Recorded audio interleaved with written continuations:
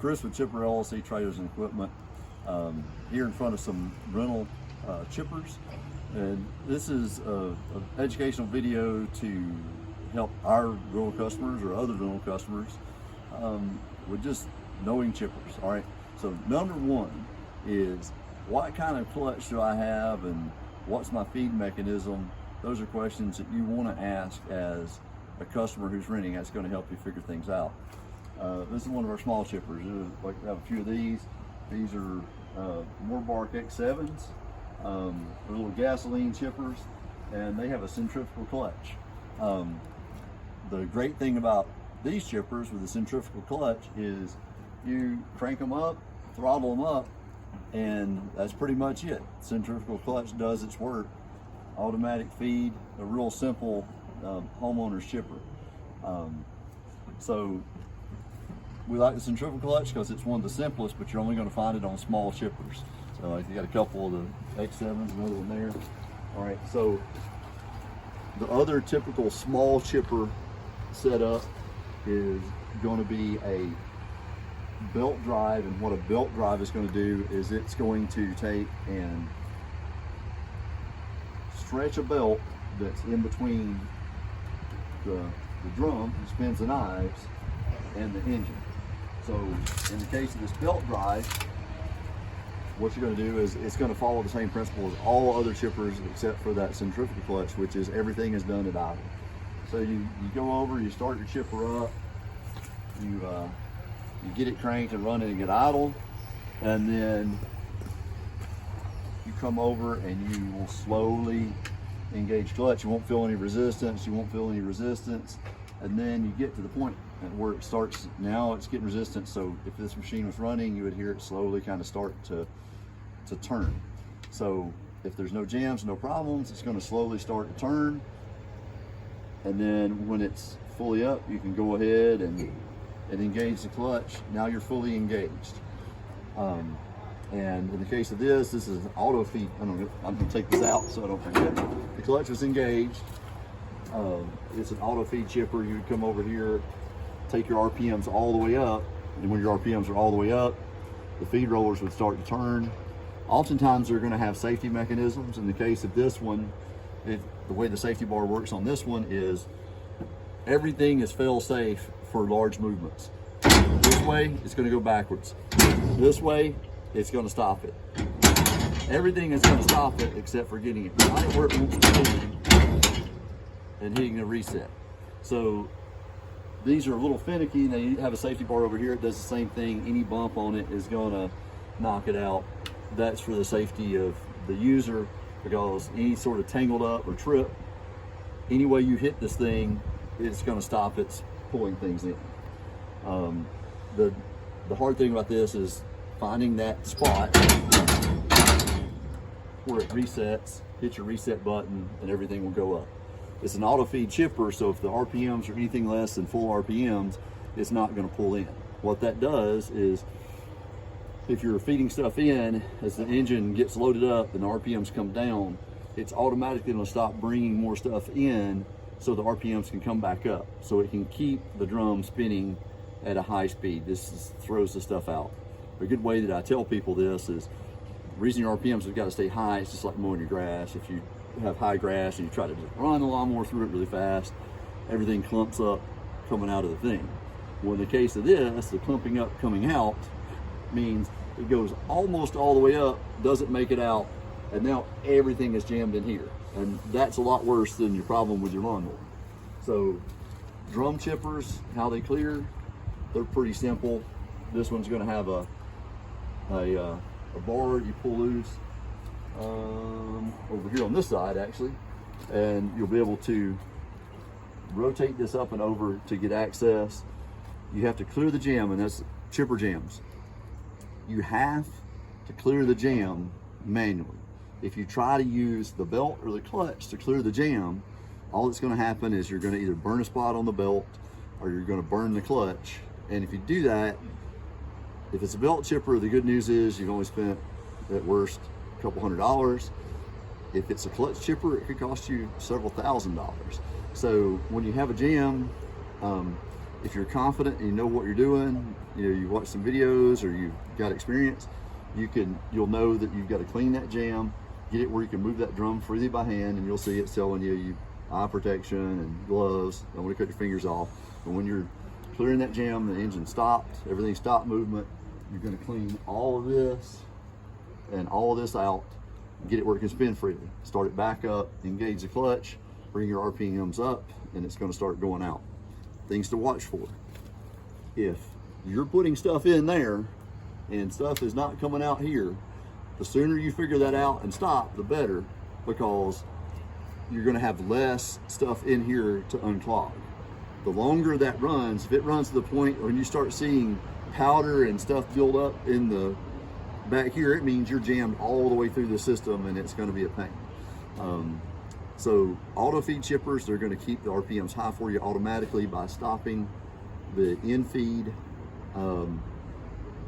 when the stuff comes in. We'll show you another bigger Autofeed chipper. Here's the typical, you can see it's a muddy mess here and it's wet, so there's a few chippers here that you can see. If it's a dry day, everything is out on there. So this one is now going to a clutch. The smaller ones were built, now we've got a clutch. This is a single clutch, the simplest clutch. This is a 12-inch, 86 horsepower, right? The way the clutch works on it, again, is it's spring-loaded, so you're gonna have to hold and let it in gently. And about the top end of the clutch, you'll start, sensing something. I'll go ahead and start it up. This one has a Murphy switch. Hold the Murphy switch in.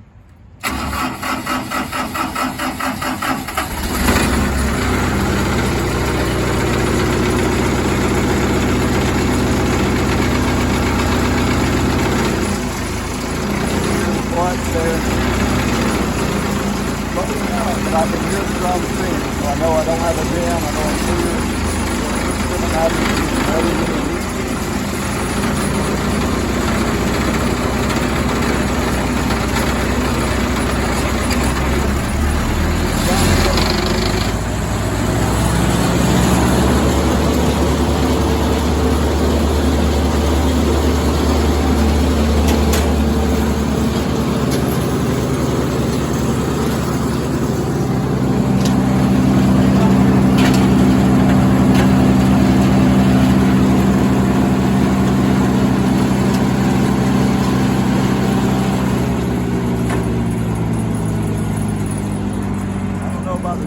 What you can see here is I'm taking the RPMs down below that set point. It's going to shut everything out to Autofeed. Now if I bring the RPMs back up,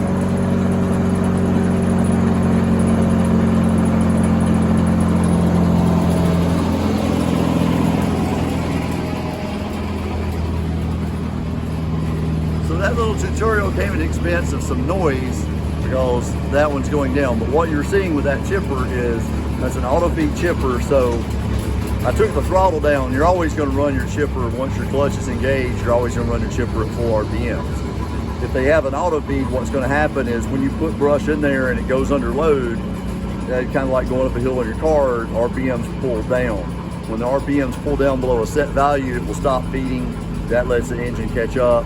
So I was just simulating that by going up and down with the throttle to simulate that. So now that it's quiet down, I can finish going through. So, all the chippers are going to have a chute. It's usually going to rotate 360 degrees. So you've got control over placement where your chips come out. If you're running a chip truck, obviously it's going to blow to the front. You're going to have a flap that allow you to turn your chips down. In the case of this one, it has hydraulic lift assist. You'll start seeing that on bigger chippers, usually 12 inches and up. We'll start having hydraulic lift assist. What this will do is it'll allow you to hydraulically, through that cylinder assist the feed roller that's in there to lift up. You can also go the other direction and use that hydraulic pressure to push down on things you're pulling in to get a better grip. Hydraulic crush also has the benefit of, if you have a jam or you have anything that you need to do, it gives you an easy way to unjam it, which is you would engage your clutch, bring it up to RPMs. You have to do all that stuff to happen for the hydraulic assist to work. You use the hydraulic lift to raise it, and there's usually always a lock bar. There's a lock bar that go in through here, would hold it up. Then you can take the clutch back out, throttle the engine down to take care of any jams on this back end. But predominantly you don't have jams here, you always have jams here. So now we've moved into the world of a drum chipper. So this drum chipper, its way of clearing its jams is you actually would have to take loose there, and on this one that would fold back. So bottom line is, as a person who's renting a chipper is, you know, when you get to that stage where something's not right? So you as a renter, you're going to start it at idle, you're going to engage the clutch at idle. If when you go to try to engage the clutch, it's continually, even if you're trying to do it softly, it's just killing the engine. Try and do it softly, it's killing the engine. Then you've got a jam. So if I were a smart customer who didn't want to damage a machine, that's when I would stop, call the place where I got the unit from. If I was close, I'd just take it back there. If I'm not close, I would still call them up, say, hey, here's what's going on. And they're usually gonna have a mechanic or a specialist that can say, if you tell them which chipper, what's going on. And I say which chipper because some rental yards are going to have the same chipper for everything, and some of them are going to be like us. We started out with nothing and we've grown and grown, so we've got different models and different types, and you're going to see that with a lot of mom and pop rental companies. You know, your Home Depots are probably going to have not near as many chippers, not near as big a choice of chippers, not near the size of chippers that we have, but they're all going to be the same. We're more of a contractor specialist, so we've got stuff that's even bigger. So this is 86 horse drum chipper. Let's move up to a higher horsepower, but a disc. So here's a 12-inch disc. It's got a Cummins VT engine in it, 152 horsepower. So a lot of horsepower and a big engine to push a lot of power. It has a double clutch, which a double clutch, as opposed, and that's the reason why I say you gotta know your clutch. You have a belt clutch, you have a centrifugal clutch, do you have a single clutch like over there, or you have a double clutch like over here. A single clutch is spring let in, so it's only single. The spring is what controls the tension. A double clutch, you actually set the tension. So the tension is supposed to be set to about 180 foot-pounds, which means that if your double clutch chipper doesn't require you to lean into it, your clutch is too loose. And if your clutch is too loose, you can slip the clutch and then wind up burning the clutch. So as a customer, you just want to make sure that people who are checking you out has, you know, properly checked it themselves and gone through it with you, and, you know, hey, is the clutch adjusted, or the knife's good, or whatever. Those are questions you ask, and they should be able to show you. So this one, same thing, started idle, lay the clutch in, it will snap into position, and I'll do it again just so you can see. This one is set probably to about 200, it's tight. But we try to run ours right at the point of being as tight as they can be, because we don't want you to slip a clutch. We want to save you money, and we want to save us money. So it's locked in. At this point, if it were running, you'd go from idle to this one's just a push button. We just flip it to full throttle. It's got 2 speeds, single and full. When it goes to full, it's all the way in. This is one we would consider a professional tree company chipper. It's got the lift and crush cylinder, but it is straight manual feed. It means the guy running it has got to have experience in the industry. And when you start throwing anything bigger than about 6 inches through it, you're going to manually use your forward and reverse bar to control how fast it eats. You want the RPMs to stay high. If the RPMs stay high, you never have a jam. If you have a jam, not try to clear it with the clutch. Do it again, look and figure out your mechanism, like hopefully your guys would tell you. So right now, if I were the guy checking you out, I'd say, listen, if you have a jam, you gotta wait till everything comes down to idle. You gotta pull this pin here, you can lift that up. That gives you access to this area, you can clean that out. And then if you've got access to here, you have a clean out door right here. Somebody already has the bolts out of it. So just clean out door here to get access to clean this. And the other thing is, I mean, you can get a rake or stick or cut something to push that stuff out. And I have to have this discussion with lots of people all the time. I started out in 2008 as a tree service, and I had a lot of jams and I had to clear a lot of jams, and they're no fun when they're happening. The best thing you can do is try to keep your RPMs high. If you're running a professional one, if you're running one with Autofeed, you don't have to worry about it. The machine's set up to do it for you. But if you're running a professional one, you got to take it serious, and you can't try to make it eat more than it will. If you let the engine RPMs pull down too low, it won't throw it all the way out. And the other jams can happen from wet material, they can happen from soft material, they can happen from stringy material. So know your project. We usually recommend that, you know, if you're not experienced, 12-inch Autofeed is kind of where you would stop at. But we do have stuff for professionals. We have stuff, there's a high horsepower 12-inch, another high horsepower 12-inch, there's a high horsepower 15, there's a high horsepower 18. Okay, this one has a winch on it for people with winches. Nobody told me this, and I bought my first chipper from a dealership, but the dealership didn't tell me this, and I ruined my first clutch. If you have a chipper with a winch, do not throttle it up and use the winch without the clutch engaged on a double clutch chipper. A double clutch chipper has 2 plates, and they are, I mean, they're close. When that snaps those 2 plates together. But when it's not, they're only this far apart. Any like defects in them is going to cause them as they move to subtly just kind of touch. As they subtly touch, heat will build up. As heat builds up, they will swell, and then your chipper will actually engage itself automatically. Depending on it, it can happen.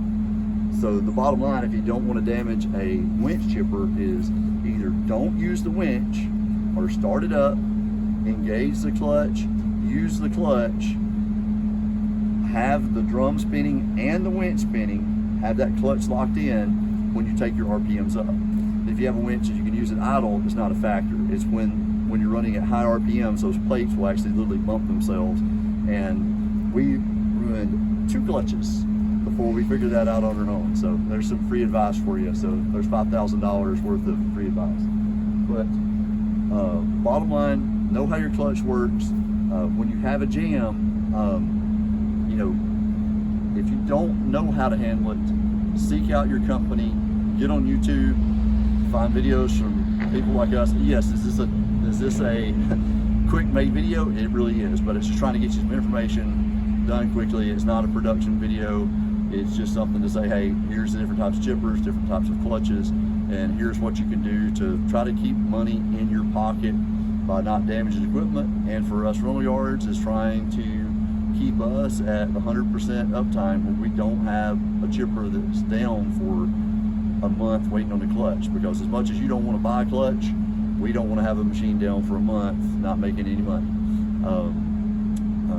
But bottom line is, when you're checking that thing out with every rental yard, there should be a mechanic or somebody experienced out there to explain the process to you. In addition to watching a video like this, you want to engage with them on proper operation, and don't be falsely confident, because if you look, I can show you 5 different styles of clutches here.